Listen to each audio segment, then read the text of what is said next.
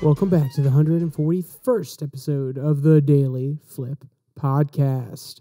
I'm your host, Alex, and today we're going to be flipping through some of the top stories, including how college students are claiming disability in order to get some advantages in their education, how disability claims in general have gone up under the Biden administration in order to get economic benefits, and a final story talking about how the minimum wage hasn't been raised federally for a long time and discussing the causes and effects. And of course, we will end today with our daily delight, a story meant to leave you feeling positive and ready to take on the day. Now, that's enough rambling from me. Let's jump in to our daily debate.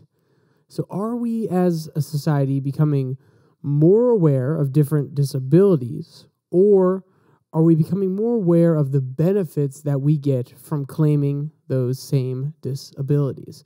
I think there could be an argument made for both. I think both can be true at the same time. But as someone who grew up with a lot of friends and a lot of people around me who started claiming disability, and also as someone who was performing not the best in school and then went and got checked and found out, oh, he has dysgraphia, he has ADHD, and then using the certain benefits that it gave me in high school, some against my will, just so we're clear, but still some were used, like extra time on tests or being able to use the computer for taking notes or submitting assignments. I've been a part of this culture. I've seen how this has gone down. So it's interesting when I read this first article and this discussion was brought up into the mainstream. And I think it's one that we definitely need to have. But instead of talking about it in the abstract, throw your comments down in the comment section about this daily debate, and let's jump in to the first article. This one comes from the American Conservative with the title, Matriculating Malingerers. So, yeah, that's a lot of fancy words for basically saying people that are taking advantage of the system. They are calculating what they can get out of it and how they can take advantage of some of these benefits. And it's an interesting one. This is in the context of college. And a lot of college students, the article is arguing, are starting to realize that by claiming certain disabilities, they get certain advantages in the classroom or with certain assignments. And you can't necessarily blame them, in my opinion. If you set up a system that has certain incentives, if you set up a system where if you claim that you are of a group that is underrepresented and therefore you will have a higher likelihood of being chosen for something, then why wouldn't people try to stretch the truth and be able to claim that they are a part of that group that helps their chances of getting into that certain program? Or if you have different programs and incentives in place that allow students to use a little bit more time on tests, maybe have certain advantages when it comes to their test taking, instead of having to do everything on paper and handwrite everything, maybe they're able to type it out because they can see it better. It helps with their dyslexia. Maybe it helps with dysgraphia. So when you have these incentives in place, why wouldn't people take advantage of it? Now, of course, you would probably have some people argue, well, we should be better than that. We should have people that don't want to take advantage of the system. But what ethic or moral do you want to have be stronger in our society? The absolute ability or the absolute strength of principle, or the idea that I need to get ahead, I need to win no matter what, I need to be the best, even if I have to use certain exceptions? That's a value assumption. It depends on who you are. Some people want to put principle first. Some other people want to win no matter what. And the people that are willing to take advantage of the system, they're the ones that want to win no matter what. They're going to use whatever they can, not necessarily breaking the system, not trying to ruin it, but whatever means they can use within the system, they're going to use. So let's jump to the quote from the article. Quote, more and more college students are claiming to be disabled. A piece making this observation by Professor Colin Aaron went viral over the weekend. Aaron wrote the piece after she and her colleagues observed that more students were claiming disability and consequently were receiving accommodations, such as extra time on tests, private rather than in-person class presentations, and extended deadlines. The students making these claims were not typically wheelchair-bound or otherwise physically impaired. Most claim to suffer from psychological conditions, such as anxiety or attention deficit disorder. When Erin looked at the state and national data, she found that the number of students claiming disability had increased exponentially. The number of college students claiming disability in New York, for example, rose by nearly 30,000 between 2015 to 2022, end quote. So this is another aspect of the argument that the author will go on to make, which is these are disabilities that are not physically obvious. You can't necessarily tell if someone is outwardly anxious all the time. Now, that's what the author would argue. I would argue that's not necessarily true. If someone's really anxious, if they really have ADHD, then you'll be able to tell by the way that they go about interacting with the world whether their disorder is really that bad or their disability is really that bad. But the author is saying here, these are all mental. So at the end of the day, even if you don't necessarily display all of the outward symptoms, you could still claim that you have them even though you don't. And I think this is another issue that we have in our culture overall, which is we take people at their words. If someone claims that they are of a different gender, if someone claims that they are of a particular racial group, rather than asking for evidence, we have to take their subjective self-opinion into account, and we have to say, oh, okay, yeah, we believe you. Your truth is the truth that we are all going to abide by. So I think if the author was to take that tact and really attack it from that direction, rather than just saying that these students are taking advantage of a corrupt system, I think that would be even more pertinent and even more relevant to the more cultural phenomenon that is going on right now, which is subjectivity, subjective worldviews, and thought processes are meant to be taken as objective and objectively true. And that is something that will eventually lead to the degradation of our society overall. So the author also throws these into a very particular category. They're not physical disabilities, they're learning disabilities. And here's what they have to say about this. Quote, the overwhelming majority of those students were labeled as having learning disabilities, attention deficit disorder, anxiety, or depression. Sufferers of those and other potentially marginal conditions are made eligible for accommodations when Congress amended the Americans with Disability Acts in 2008. The amendments inaugurated section, which is 504, which enables students to claim disability and access accommodations for an array of conditions, many of which would not have met the court's substantial impairment resolution threshold in Toyota versus Williams. It is possible in individual cases that a condition such as anxiety and ADHD could be so severe as to warrant an accommodation, though the circumstances in which that's true are rare. In any case, such conditions cannot be verified in the way that physical disabilities like quadriplegia can, a fact that wealthier students and their families have appropriately or apparently taken advantage of, end quote.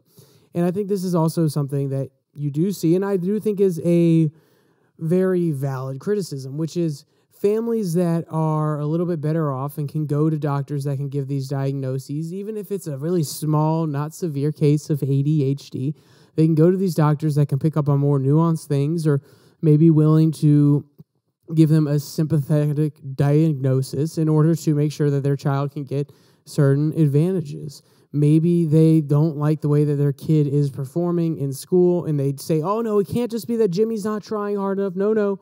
Our beautiful, beautiful boy could not be intentionally not paying attention or could not be the most stellar student. There's obviously something wrong with the school. He obviously has a learning disability. Obviously, he has a hard time engaging in the material. It's not just the fact that Jimmy doesn't want to be there and isn't giving his all and he's not trying. So, and then these parents who love their kids, they take them to these very special doctors and they can have these things diagnosed. And I think there's a valid argument here. I think while I'm kind of extending the author's argument a little bit and digging into it a little bit more, I think that that'd be a valid tack that you could take, because I noticed that my private school that I went to, a lot of different kids were coming with diagnoses of ADHD. Not everybody. I mean, not even a majority. But you did start to see the numbers increase in the later years that I was there. And then the inverse is true, though. Is that because more parents were realizing they could take advantage of it, or because more parents were becoming more aware of the fact that ADHD was a serious thing that this generation was dealing with? Maybe it's the former. Maybe it's the latter. I think there's a dual part to this conversation, which is, yes, of course, maybe we are becoming more aware of things that are beyond normal. Maybe we're starting to become more sensitive to these sort of different disabilities. But also, is it if that's the case, if we're just becoming more aware of them now, then what do we do in the past? Oh, we didn't recognize them, or at least we didn't give anybody special treatment, and we made sure that they found ways to deal with it themselves. Maybe instead of going on to be a collegiate scholar where they have to read for 5 hours at a time and they can't sit there and read the whole time because of their ADHD, they go into a craft where they can constantly use their hands and engage with the thing that they're doing. Or maybe they go and become a plumber, which they could make a good amount of money on. Maybe these different disabilities actually funneled people into jobs that would be better for them, or career paths, or just lifestyles that would be better for them, rather than trying to change the entire system in order to fit the person. The person adapts to fit the system. So I think that's also part of this conversation. And that's why I think when we have this idea that, oh, well, we're just becoming more aware of these different disabilities. Yes, we are becoming more aware of them. But does that mean that we have to completely alter how the system works in order to include them? No. We have to acknowledge that they're going to have different standards than other people. That doesn't mean we change the standards. That means that we change what this person is aiming for, rather than saying that, yes, you will become the epitome of speech memorizers. You will become the best person ever at A, B, C, or D. You say, well, hey, with your ADHD, take it into account. You can strive for those things. You can come up with different tactics in order to be able to do those to the best of your ability. But also remember, maybe you're better suited for some of these jobs over here. And maybe that's the way we should go about it, rather than trying to warp everybody else and possibly bring down standards or impart negative effects on other students when we're trying to adjust in order to accommodate these students with these different disabilities. But that's just my opinion on the matter. As someone with ADHD and dysgraphia, and let's be clear, I think both of them are very, very minor. Now that I'm a little bit older and I have different coping mechanisms in order to deal with both of them, I would say that they are infinitesimally small in their effect on my life. But maybe when I was a little bit younger, I hadn't created those coping mechanisms yet, and it would have been beneficial to know what I had to deal with from the very beginning. Maybe. But I'll tell you now, it doesn't have to be an end-all, be-all. It doesn't have to be a pigeonhole that you're stuffed in. Oh, you have ADHD. Oh, you have dyslexia. So we have to accommodate you and treat you this very particular way and make sure that everything is better for you. No, you can overcome it through pure force of will and through learning how to adapt, just like we've done over generations upon generations upon generations. Maybe instead of being like the other kid, you have to work a little bit harder, you have to read a little bit longer, you have to take a few more breaks, but you're still going to have to do the work. Maybe you have to put in a little bit more work than some of the other people, some of the more naturally gifted people that don't have these learning disabilities. Sure, but does that mean that not putting in that work should be an option, where we actually make it a little bit easier for you through some of these accommodations? So it actually, even though you're going to do a little bit less work, or maybe the work's a little bit easier, you're still going to do 3 hours worth of work. Do we want equal outcome, or do we want equal opportunity? Do we want the same thing to be presented to these students, no matter what their learning disabilities are? And maybe some students have to work a little bit harder and some other ones don't. This is naturally true even if we're not talking disabilities. There are the naturally gifted students who only have to do the homework for 1 hour, and then the other people that have to grind for 3 hours in order to get the same amount of homework done. We can't accommodate everybody. We can't change the entire system for every single person.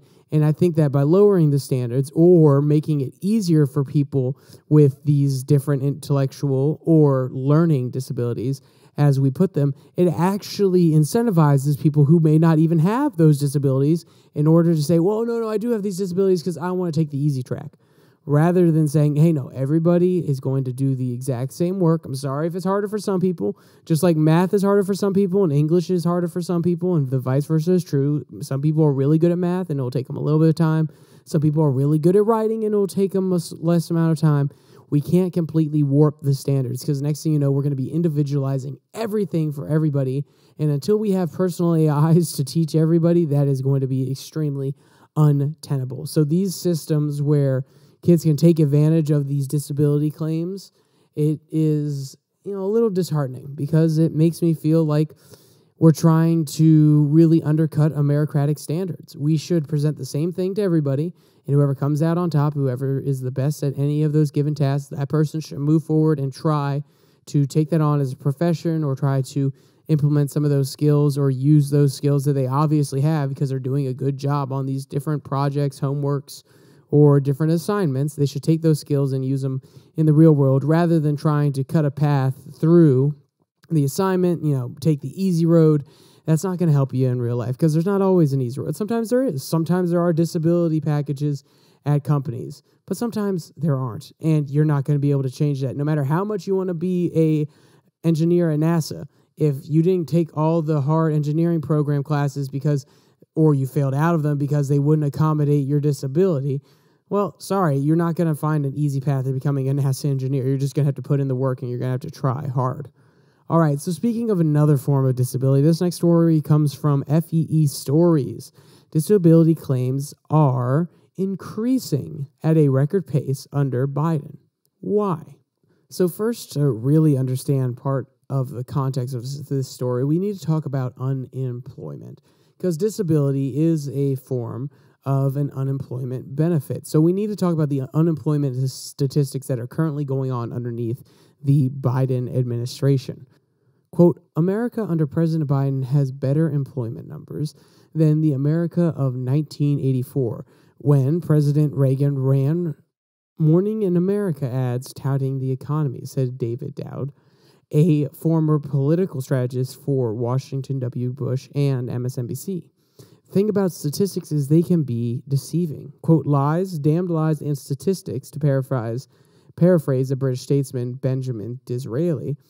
A closer look at the government data reveals that labor participation rate, which has been declining for decades, is at its lowest in the last 45 years if you exclude the pandemic. More on why in a minute. So how does this data mesh with the White House figures, which show 13 million added jobs and an unemployment rate of 3.6%? The answer is surprisingly simple. Government data show that there has been considerable job growth since 2020, with 130 million total jobs in April 2020 and 156 million in June of 2023. But almost all of that job growth involved replacing jobs that were erased during COVID-19. There were 152 million total non-farm jobs prior to lockdown. In other words, the Biden administration is taking credit for jobs that are primarily returning after huge swaths of the economy were shut down. So, that's the end of the quote, by the way. So why is this important? One, it shows that the Biden administration, when they are claiming that they're having this massive job uptick, they're not lying in that, yes, there are a large uptick of jobs. But if you put it in its greater context, before the COVID-19 pandemic, when a lot of jobs were lost, are we actually any higher than we were then? I mean, roughly 4 million jobs than before the pandemic. So, we're up 4 million jobs. That's still pretty good. We can't fault Biden for that. But that doesn't mean that all these extra jobs are created just from his policy. They're created from the economy opening back up. So they're trying to highlight here that he's being a little bit disingenuous when he's talking about the overall benefits of Bidenomics. So how does this really affect what's going on with disability claims? Or at least, why is there a idea that the unemployment is doing so well, and yet we still have lots of complaints from people that, I don't want to get a job, I can't get a job, or because of certain long COVID symptoms, or because of this thing that I got during the pandemic, like PTSD, they're claiming disability. Quote, there are a multitude of reasons more people are choosing not to work. More families are homeschooling, a trend that took off during the pandemic, is likely one reason. Lower real wages may be another factor. Perhaps some workers are refusing to return to the workforce because they do not want to get vaccinated or wear a mask, as some businesses still require. There are government-created poverty traps, which occur when poor people lose support payments when they earn more income, which can discourage work. And of course, more working-age people are able to retire early. All of these factors likely play a role, big or small, in the weakened labor participation. But as we have clear data on one front that sheds light on the matter, disability claims are soaring, economist Peter Still-Onge recently tweeted. Quote, a big part of that impressive unemployment rate, if you're living on disability, you are no longer counted, end quote. So this is where you can kind of see the two things coming together. The unemployment rate is looking really, really good. We're at a really low rate. But also, disability claims are going up. And when you actually get on those disability programs, you are no longer counted as being unemployed, because the unemployment rate looks at the amount of eligible workers or the amount of people that are actually eligible to work, and then subtracts the people that actually are eligible to work and are working. So then we get the amount of people that are eligible to work but aren't working. When you're on disability payment, well, one of those criteria is gone. You are no longer eligible to work. So they can actually take you out of the data. So that's why we don't actually see a lot of this disability claims or a lot of these people that are on disability. That's why they're not necessarily present in the unemployment rate statistics. So that can be a little bit deceiving when you see unemployment staying at this exact same rate, but a lot of people are getting more disability. So how much is this increase actually? I don't want to say how bad is the problem, because some people probably deserve disability, but there are probably a lot of freeloaders taking advantage of the system, just like we talked about in the first article with college students taking advantage of the incentives that they have or are given in college. So let's talk about the data. Quote, in January 2021, there were 28,851,000 disability claims. In June 2023, that figure reached 34,152,000, an increase of 15% in just 30 months, the fastest increase on record. Data goes back to 2008.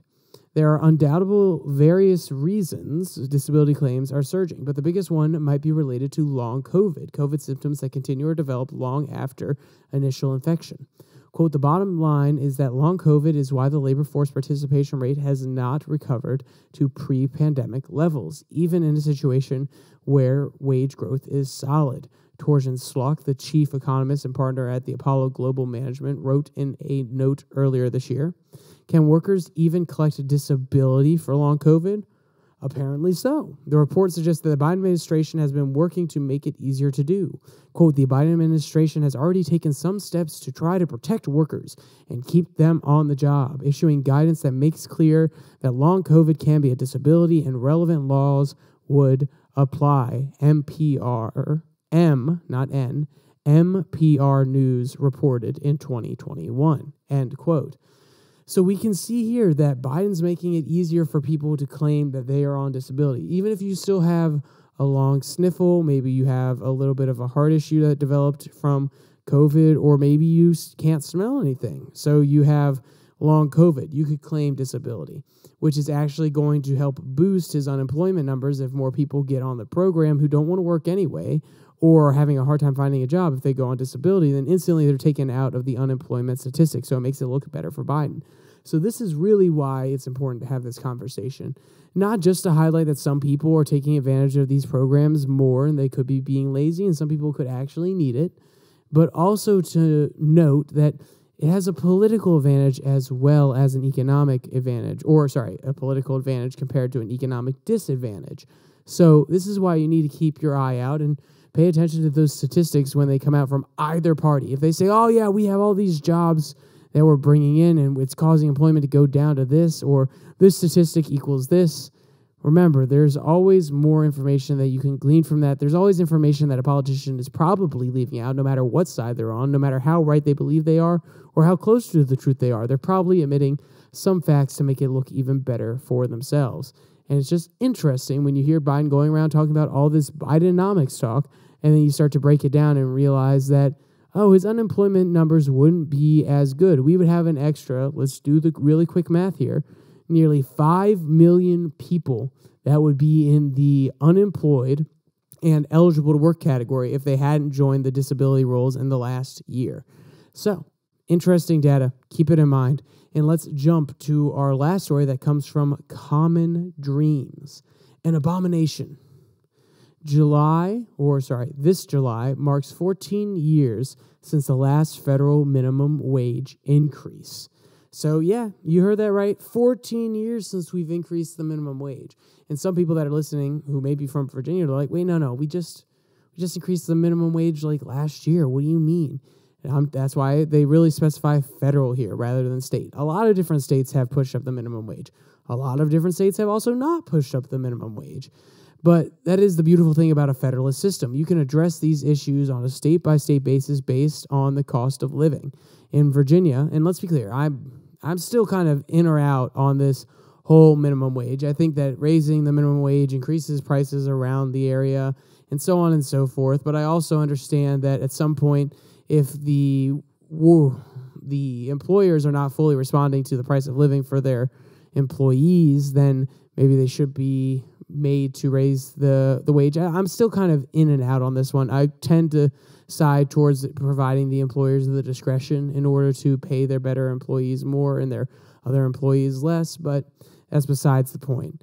But that's the beautiful thing about our federalist system is that we can do this on a state-by-state basis. If the standard of living in Virginia is really high, and in order to entice people to actually come here and be able to live in Arlington or even some of the other Northern Virginia cities, to provide them a wage that actually will enable them to live if they're relocating from another state, then employers are going to have to pay them a little bit more.